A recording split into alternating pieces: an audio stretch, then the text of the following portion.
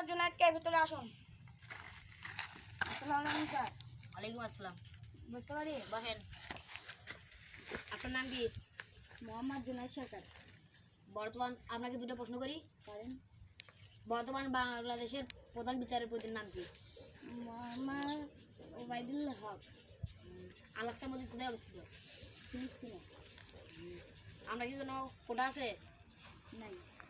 আপনি একটু ওইখানে যা বসেন। আসসালামু আলাইকুম স্যার। ওয়ালাইকুম আসসালাম।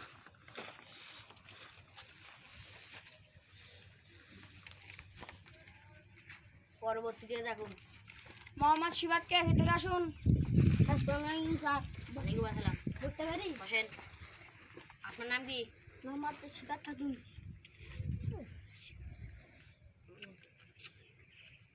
আপনাকে দুটো প্রশ্ন করি। করেন? বাংলাদেশের বর্তমান প্রধানমন্ত্রীর নাম কি? ওবায়দুল হক।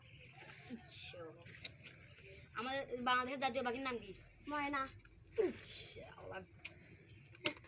আপনার কি কোনো কোটা আছে?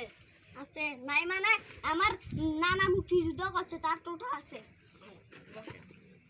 আপনার নারী কোটা আছে? আছে।